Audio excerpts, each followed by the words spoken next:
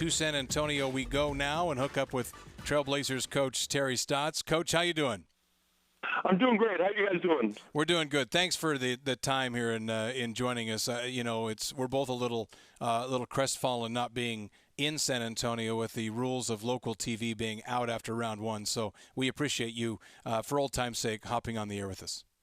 I want you to know that both you guys are missed. Your presence was obviously noticed on the plane. There was a lot more room. Yeah. And and more food. More shrimp. There's more food and more shrimp. Yeah. So, but your bubbly personalities were definitely missed. Thank you, Coach. You take us back quickly before we move ahead and talk about San Antonio to Friday night. We in our last segment, played a clip of, and we talked about social media and so many fans videoed the shot of Damian and, the fan reaction and the stuff rolling in from different sports bars and family rooms and living rooms of the people reacting. And it's so cool to see what a shot like that and a moment like that can do for a community and for a fan base. How much of that did you get involved with after the game? How much of it did you go back and watch and kind of relive? Well, it really struck me. Somebody tweeted a bunch, and probably it sounds like I probably watched the same thing. Yeah. All the different reactions, and sometimes I feel like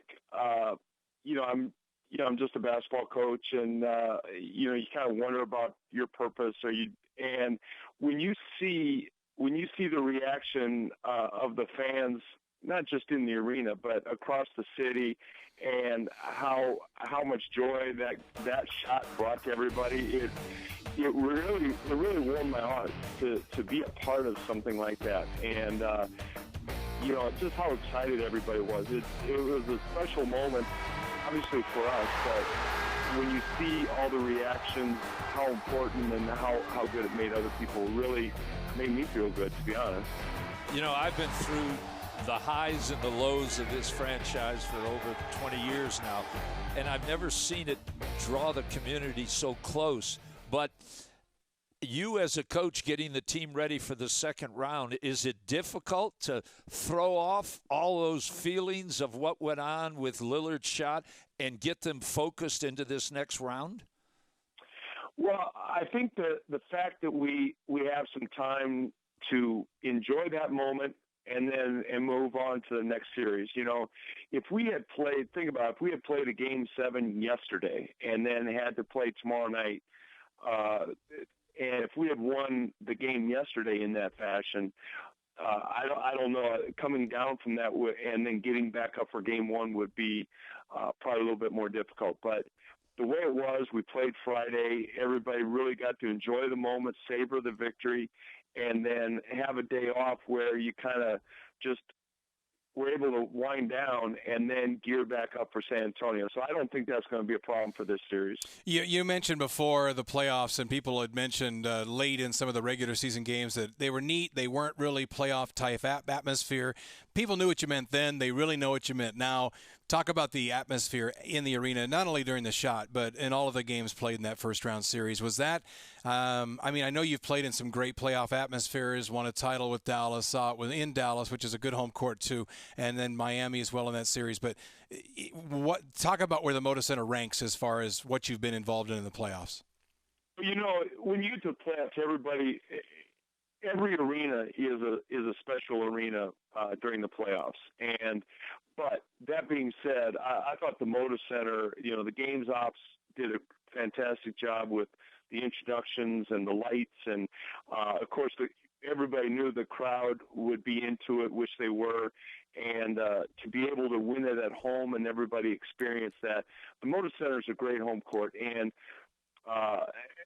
what I think, obviously not just talking about the home court, but that series, I was trying to think back in my 20 years, that might have been the best series that I've been involved with as far as 3 overtime games, every game going down to the last minute. I've been in game 7s, I've been in, game 5s in a 5-game series, but that series, even though it went 6, might have been one of the most memorable series I've been involved with. And one of those that when you have a team that hasn't had a lot of playoff experience, a couple of them had been there, to open the series on the road, it seemed like it almost helped you guys. And with the way you played in games 1 and game 2, and some of the players have talked about the next round in San Antonio, maybe a good thing to be opening where the pressure's not on you once again when things start tomorrow night. Do you agree with that? I do. I thought that, especially in the Houston series, not so much in the second round, because second round, reality hits. Like you're in the second round, and you got to be ready to play. But for us, having kind of been a surprise team to make the playoffs, not a lot of people were picking us to do much. The fact that we could go on the road and steal 1 or 2 games on the road and then come back home, I thought would be an advantage for us. There would have been a chance if we had somehow gotten home court against Houston and lost one of our first 2 home games, then I don't know how we would have responded on the road, having lost home court. But it all worked out. But I really liked the way we came out in that series. Our focus, we were locked in, and not only did we get game 1, we got game 2, and that really, it really helped us. And certainly there was pressure after we lost a home game and then lost game 5. But that's the beauty of the playoffs. Now, I always make a game plan when I'm trying to figure out both teams and how we're going to present it to the fans out there on TV. I looked at their bench. Now, they average 45 points a game from their bench. Their starters play less minutes than anybody in the NBA. Do you have to make a special game plan to keep an eye on your starters against their bench, or is it something that maybe out of the ordinary that you wouldn't have to do with other teams? Well, I will say this, they certainly rely on their bench, but, they didn't have a starter average more than 30 minutes during the season. But in the series against Dallas, they had 3 guys average 33, 34, 35 minutes.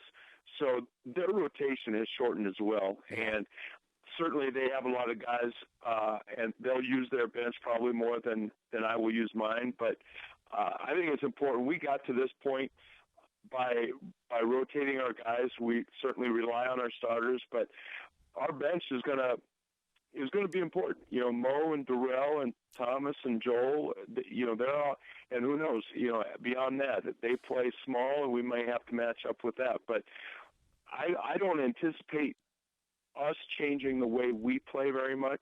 And certainly I think San Antonio already has shown against Dallas that they're shortening their rotation and their bench isn't getting as much time as they did during the regular season. Well, Harden was the guy that did a lot of the picking and rolling, and you had Wes on him. This ball club, Parker, will be doing a lot of the picking. In fact, he averages 8.5 points on pick-and-roll plays, number 1 in the NBA at that. Would you have to do something special looking at Parker and the way he runs pick-and-roll? Well, they're big 3, and certainly Parker, it starts with Parker. Ginobili is kind of the X factor and how he goes, and Duncan is just, he's as stable as anything. But, with Parker's pick and rolls, Damian will start on him, but I'm sure you'll see Wes and Nick on him at times as well.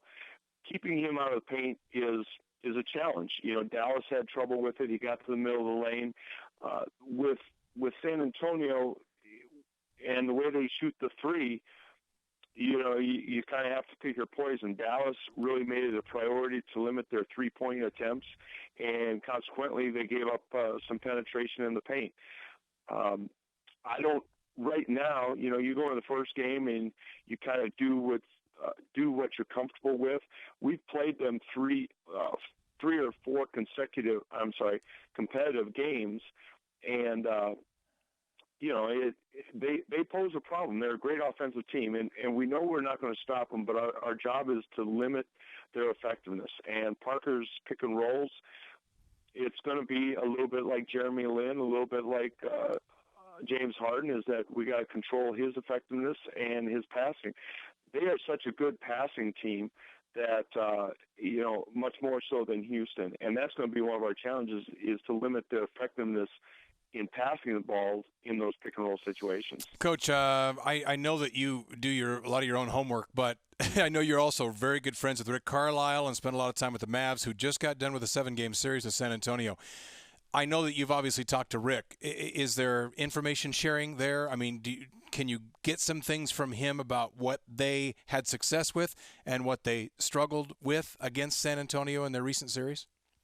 I talked to Rick, and I picked his brain as far as at both ends of the court, offensively and defensively. Dallas has a different team than we do, but San Antonio is still the same team, and we talked about the things that gave them troubles and some of the things that they tried to do, and things that they wish they had done better, and that's some of those things you obviously see when you watch the games and you watch that series, but getting it from Rick and getting his insight, I think was that's valuable from whether I choose to change our game plan or not, but certainly it's food for thought. Coach, we appreciate it very much. We'll let you get back to your margaritas and fajitas and whatever else you're doing in San Antonio, and most importantly, game prep for Game 1 tomorrow night against the Spurs. I was walking on the Riverwalk, and somebody asked me, "Where's Rice?"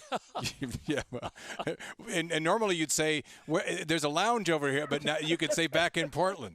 Yeah. Thank you, Coach. We appreciate Coach. All right, thanks, guys. All right, good luck. We'll talk to you later. Coach Terry Stotts, one of the best, joining us from San Antonio.